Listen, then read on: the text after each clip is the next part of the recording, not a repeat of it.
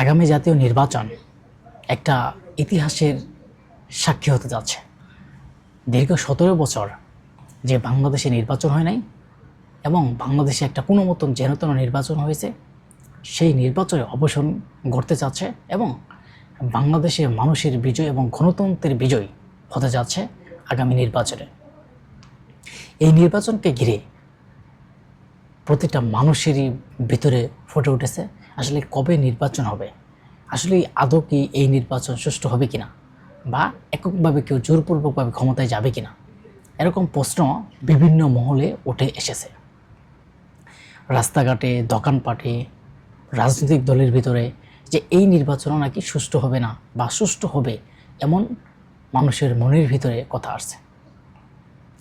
আদৌ কি সেই নির্বাচন সুষ্ঠু হবে কিনা, আর সেই নির্বাচন সুষ্ঠু করার জন্য স্বরাষ্ট্র উপদেষ্টা তার যে প্রচেষ্টা, তার যে শক্তি, সর্বোচ্চ শক্তি তিনি দিয়ে কাজ করার চেষ্টা করছেন।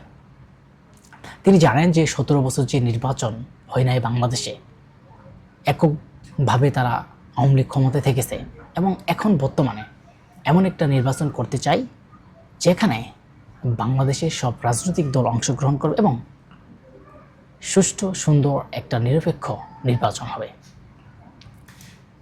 তার জন্য এখন বর্তমানে যে স্বরাষ্ট্র উপদেষ্টা আছেন, স্বরাষ্ট্র উপদেষ্টা বলছেন যে নির্বাচনের আগে এবং পরে সব মিলে 9 দিন মাঠে থাকবেন সেনাবাহিনী।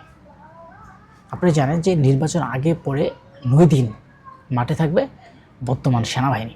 নির্বাচনের 5 দিন আগে থেকেই বিভিন্ন জায়গায় ক্যাম্প তৈরি করবে এই নির্বাচনকে সুষ্ঠু সুন্দর করার জন্য, এবং নির্বাচনের দিন এবং নির্বাচনের পরে 3 দিন, টোটাল 9 দিন সেনাবাহিনী মাঠে থাকবেন এই নির্বাচনকে সুষ্ঠু করার জন্য।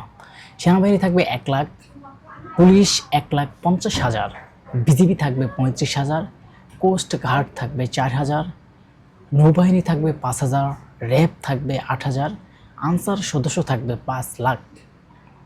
দেখেন, বিশাল লোক, অনেক লোক থাকবে এবং বিভিন্ন আইন শৃঙ্খলা রক্ষাকারী বাহিনী অনেক থাকবে। আগামী সুষ্ঠু সুন্দর নির্বাচন করার একটা যে চ্যালেঞ্জ, একটা মানুষের ভিতরেও যে ভয়ভীতি চলে আসছে যে আসলে কি আদৌ কি আগামী নির্বাচন কি সুষ্ঠু সুন্দর হবে কিনা, এ নিয়েও কিন্তু বিভিন্ন মানুষ বিভিন্ন ধরনের কথা বলছে। যে আমাদের কথা হচ্ছে, তিনি সর্বশক্তি যে স্বরাষ্ট্র যে উপদেষ্টা আছেন, তিনি কিন্তু একজন নিরীহ এবং ভালো মনের মানুষ। আপনারা দেখেন ওই বিভিন্ন জায়গায় তখন যায়, যারা পুলিশ বা সেনাবাহিনী যারা চাকরি করে তাদেরকে জিজ্ঞাসা তোমার বেতন কত, বা তোমার কয় টাকা বেতন, এই যদি তোমার ফ্যামিলি চলে কিনা, তিনি বিভিন্ন প্রশ্ন করেন, বা তার ফ্যামিলি কিভাবে চলে। আসলে একটা কথা হচ্ছে যে স্বরাষ্ট্র উপদেষ্টা তিনি তার যে সর্বোচ্চ শক্তি দিয়ে তিনি কাজ করবেন।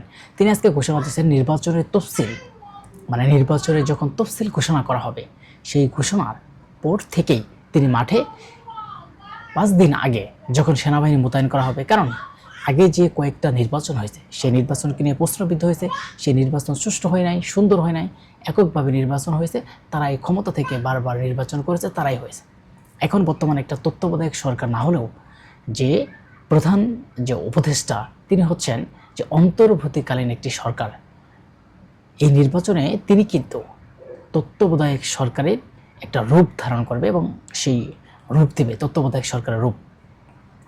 আর এই নির্বাচনে যেইভাবে হোক তাদের জীবন দিয়ে, নির্বাচন কমিশনার কয়েকদিন আগে বলেছেন যে তাদের জীবন দিয়ে তারা সর্বোচ্চ চেষ্টা করবে আগামী এই নির্বাচনকে সুষ্ঠু সুন্দর করতে। আসলেই এত পুলিশ বাহিনী, এত সেনাবাহিনী, এত র্যাব, এত আনসার সব কিছু দিয়ে আসলে কি নির্বাচন সুষ্ঠু করা যাবে? যদি বাংলাদেশের যে রাজনৈতিক দল আছে তারা যদি সেখানে ঠিক না থাকে এবং সেই নির্বাচনের জন্য যদি রাজনৈতিক দলগুলো এগিয়ে না আসে এবং সাধারণ মানুষ যদি সেখানে নীরব এবং সুন্দরভাবে ভূমিকা পালন না করে, তাহলে কিন্তু প্রশ্নবিদ্ধ হতে পারে আগামী নির্বাচন। এখন যদি আগামী জাতীয় নির্বাচন এত কিছু করার পরেও যদি প্রশ্নবিদ্ধ হয়, তাহলে দায়ভার কে নেবে? কারণ তাদের পক্ষ থেকে সর্বোচ্চ প্রচেষ্টা চালিয়ে যাচ্ছে। এবং অলরেডি আপনারা দেখেন জামায়াতের যে নেতাকর্মীরা আছেন তারা অলরেডি বলেছেন যে আগামী নির্বাচন সুষ্ঠু হওয়ার সম্ভাবনা নাই। একটা দলকে ক্ষমতায় বসানোর জন্য তারা কাজ করছে। এখন ধরেন জামাতের ভোট নাই, জামাতের মাঠে ঘাটে ভোট নাই এবং বিভিন্ন জায়গায় তাদের তেমন একটা গ্রহণযোগ্যতা নাই। এখন যদি আগামী নির্বাচনে বিপুল ভোটে বিএনপি জয় হয়, তখন তারা বলবে যে ইউনূস সরকার তাদেরকে জোর করে ক্ষমতা বসাইছে, এমনটাও তো তারা বলতে পারে।